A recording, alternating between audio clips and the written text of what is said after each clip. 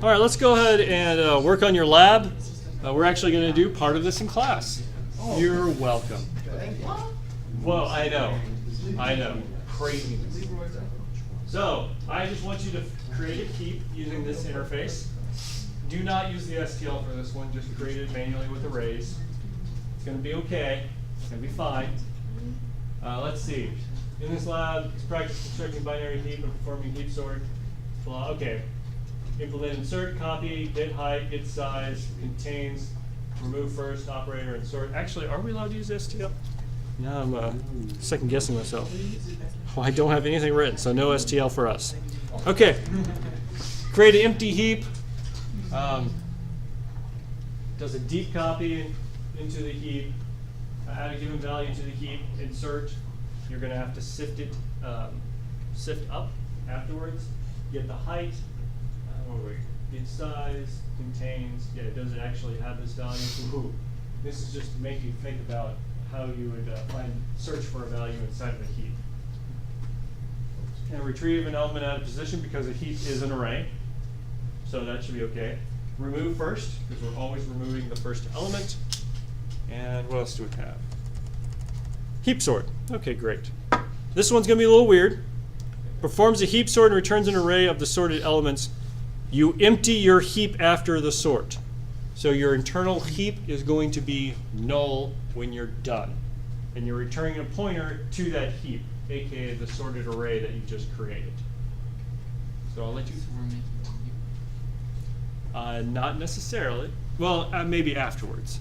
But so this is one tricky part of this lab. Let me say it again because it's a little weird.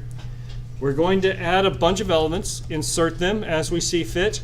When I call a heap sort, it's going to return a pointer to the beginning of that array of the sorted elements, and then your internal heap structure is going to be empty, because at that point, if you have a sorted array, is a sorted array a heap? No. So that's why you want to return your empty and don't allocate any more memory. Just say your heap is now empty and has no elements afterwards. So you're emptying your heap when you sort it. So you don't delete it, just yeah, you just shift it around, and then when you're done, you set the pointer to null. Yeah. Okay. All right, let's go. Let's see. Let's go close this guy out. Heapify. All right. Where am I? Shouldn't that be lab 16? There's lab 16. All right, let's see what we got here. Good, we have the HPP, beautiful, and let's go look at the CPP. How much time we got? Okay, good, we got time. Okay, great. Huh, with a constant len, that's in, okay. So stick with this code, not the one in the slides, or the PDF, it's slightly wrong. Oh well. Okay, so we're creating a heap. What do we need? Do we have a node? We just need an array.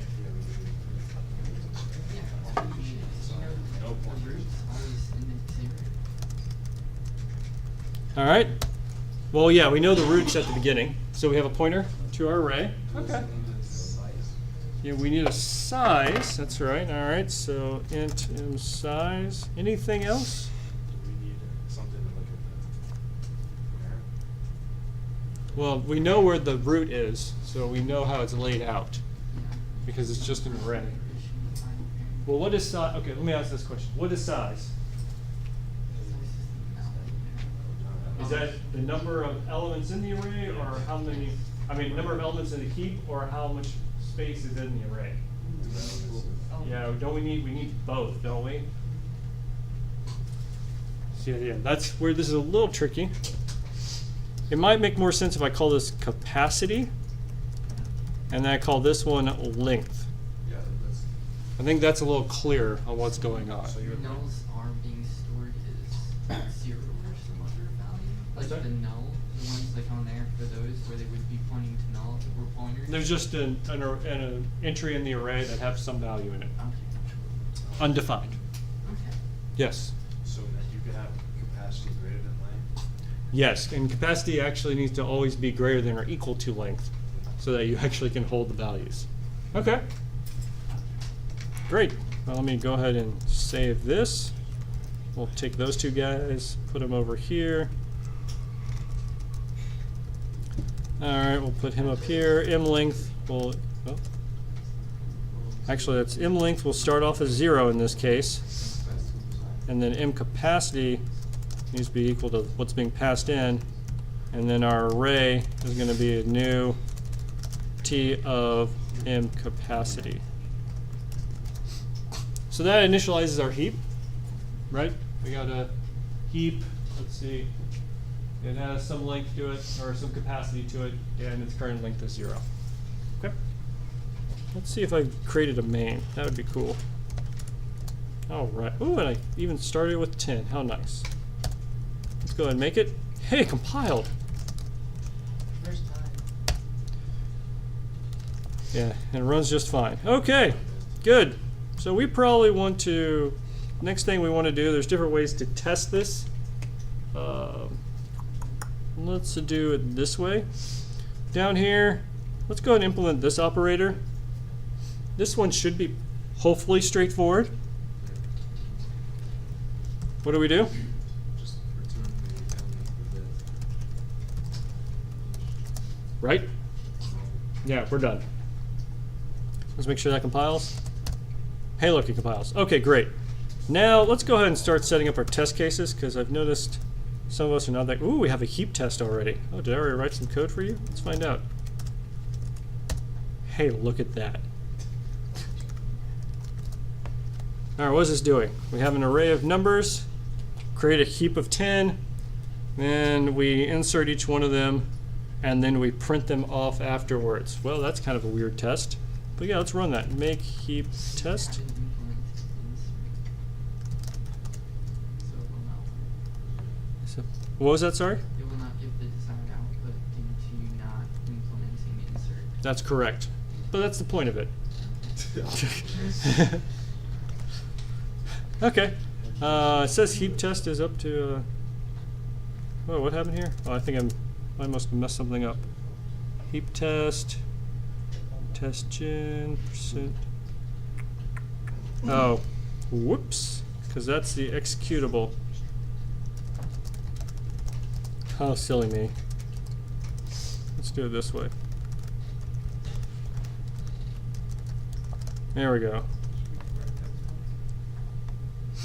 That doesn't look good. But let's actually use our testing framework correctly. This just prints it out so we know, but we're going to go ts assert. What should heap sub 0 equal at this point?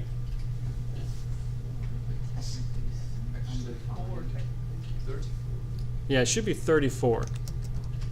So let's go ahead and see if that fails. It fails terribly. Okay, good. Okay, so let's see what we can do. Wow, what function do we need to create? Insert. Okay, yeah. Oops. I guess I'll be doing insert for you, and then we'll probably stop after that. So we're going to insert. Where do we insert something? Actually, First one goes to the child. the left. So at what value?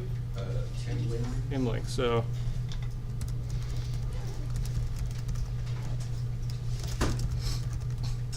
We'll probably want to increment M length afterwards.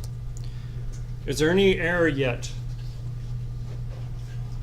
Yes? Shouldn't you normally do that if it's of size 0 currently? Otherwise you should increase M length. Yeah, so if M length equals M capacity,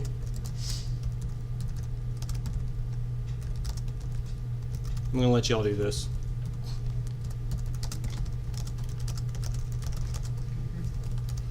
I did this in another lab, but there you go. In other words, if we're full, we need to increase the size of our array. All right? We've done that in a previous lab, so y'all should be able to get that taken care of. But for our examples right now, we'll just make sure that never happens. All right, so we put the element in the last spot. Okay, are we done? No, so you need to keep Or we need to sift up.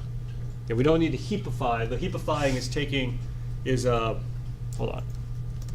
This whole process right here, where we're taking the array and we're turning it into a heap. That's this whole thing. That's heapifying. But each element is sifted up. Yes. At least is the terminology I've been using. Yes. Okay.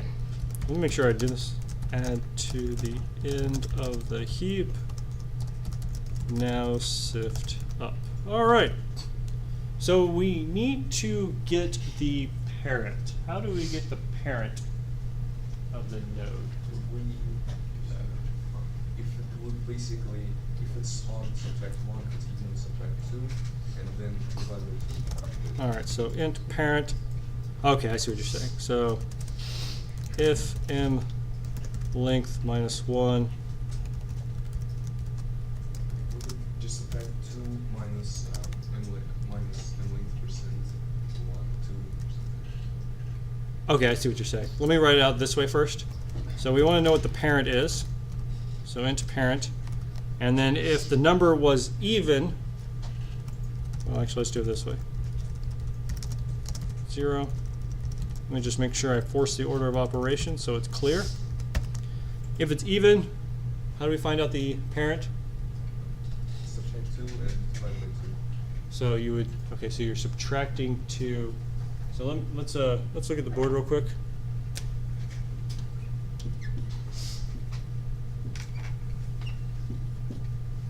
Did I do this right? Yeah. Okay. I feel like I missed a number. No, I'm good. So we're 4. We need to, what'd you say? Subtract. Okay, so that'll work here. And then if we're 3, we subtract 2, we get 1. Divided by 2 would be 0. For the odd ones, we subtract 1. So. Oh, okay. I get it. All right. So you're saying here with parent equals minus 2, and then parent divide equals 2. I'm going to show you how this can be a lot simpler in a moment. Wait, why did you? Yeah, because I incremented m length up here. Maybe I shouldn't have done that, but that's what I did. And then for if it's odd, you're saying it's parent equals m length minus 1, and then parent divide equals 2. Okay, let me take a look here. So with 3, you subtract 1 makes it 2. Divide, you got 1. Okay, yeah, that'll work. Okay. So let's see if I can simplify this for you. You can subtract 2 minus the m length minus 1%. I think if we do parent equals m, hold on, m length minus 1, which is the actual number. We're up here, we subtract 1, divide by 2, we're still going to get that. So we want to subtract 1 and then divide by 2. What do you subtract?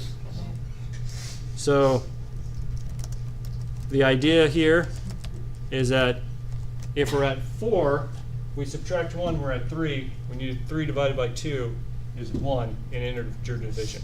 So we're taking advantage of the truncating feature of division inside of C++. Does that make sense? All right, so if it wasn't C++, we will probably need to. Most languages do truncation, but there may be a language that does not. Yeah, well, like script languages like Python, which don't even. Oh, it becomes a decimal. So yeah, I see what you're saying. Yep. Other languages you can't really do that, but this one you can. All right, so that's parent. Well, that's kind of confusing.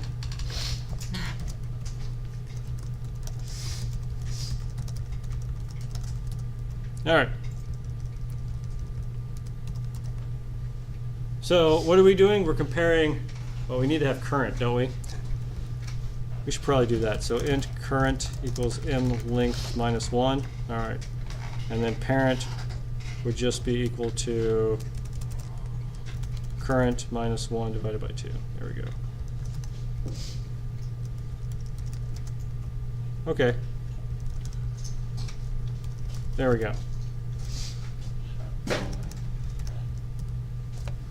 Okay. Now what do we do? If the parent is less than the current, then we swap them and simplify if the value at the parent. So we're asking if M array sub parent is less than M array sub current. We want to swap. So T temp equals M array sub parent. Yes, does someone have a question? So M array sub current equals temp. Yeah. All right. But would it be better for us to put it in a recursive function and then perform the setup on the parent? Right, so we could do this recursively. Actually, this one ends up being pretty easy in a while loop. Yeah. No, it makes sense recursively because normally binary trees are. This is one of the rare instances where I think it actually is just fine if we do it iteratively.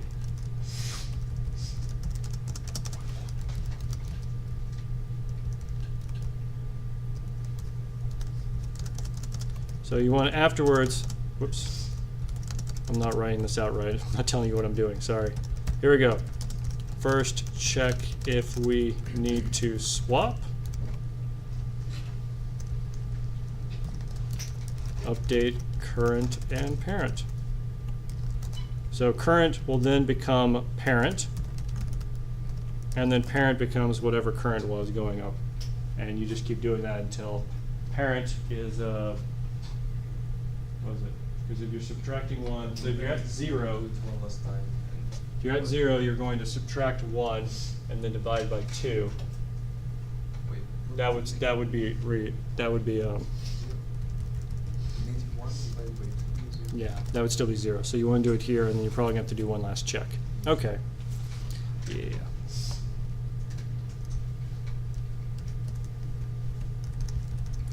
All right, so maybe not the cleanest method, but that's okay. Actually, the easier way to do this is if current. There we go. There we go. Because if once current is the root, we're done. That's easy. That makes it even easier. Great. Okay. Should we have a break statement too, just in case? Right. Right. Else break. We could do that. That would That would make it a little faster. It's still on O of log algorithm, but that's okay. And then we're done. Yeah, I wonder if this works. Ready? Hey, it worked. Well, it said okay. It worked for the first one. Let's see if that's actually a heap. Let's go ahead and draw that on the board.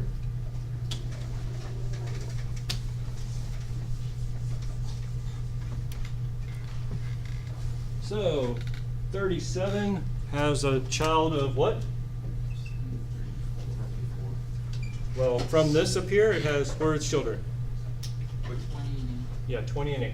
where is it? 37? 34? Yeah. I said 34 the whole time. 34, children are 20 and 8. All right, where are the children of 20? 15 and 19.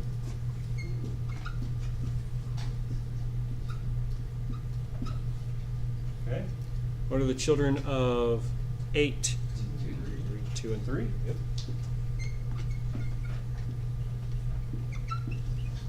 And then what's the children? Wow, what's the children of 15?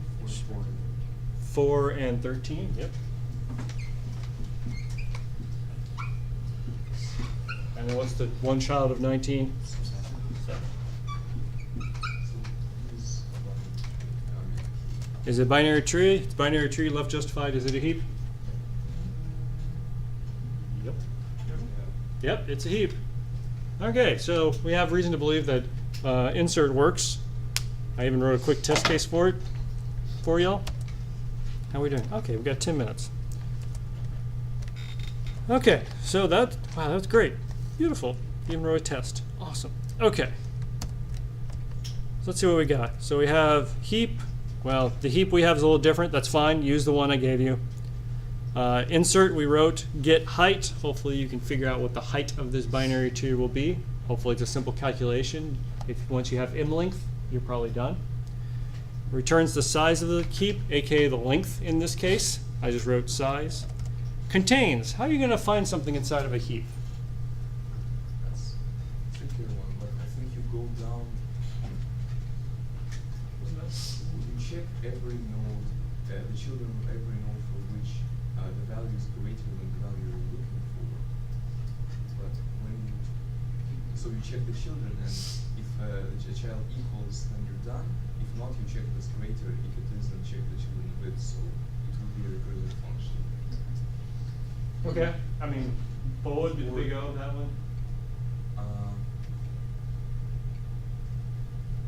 It would actually would be kind of the same performance as just looking through the array. Yeah, it's the same thing. So I guess you could make it just loop through the array because. So what type of search is it? Linear. It's a linear search. Don't try and get tricky with this one, guys. It's a linear search. We did operator remove first. That's what you're going to do. I did the insert. Hopefully remove first after doing insert. This will make a little more sense what you need to do. There's a couple more variables you have to keep track of because you got to think of the two children, but hopefully after doing insert it's not too bad. And then heap sort. Excuse me, we talked about this a little. Now that what heap sort is now that your heap has, or the array has been heapified in your data structure, just return the array sorted using heap sort. All right, this should be due a week from today. Great. And then your project's due tonight. I am done. Excellent. We are done ahead of schedule, about 9 minutes. Any questions? I thought we were going to assign the next project. I could. I'll wait till Thursday. The next project is, yeah, all these projects are kind of weird. But yeah, this next project conceptually is easy, but you're going to. Application is impossible? Yes. Sounds about right. How did I know? Yeah. That was beautiful. The usual? Okay, great. Yeah, par for the, well, the first one, I don't think, very few people got what needed to happen. So that one was a little different. But yeah, this one, I think it's straightforward what you need to do. Just doing it's going to be a little tricky. All right, any questions? Comments? Screams? Why? Oh, no. No, we'll talk about it on Thursday. I mean, I could go through right now if you want to. You're done. Okay. We can start now, right? Yeah, but the due date's going to be the same. Well, you're right. I probably would have signed it a little earlier if I signed it today. So yeah, we'll wait till Thursday. All right.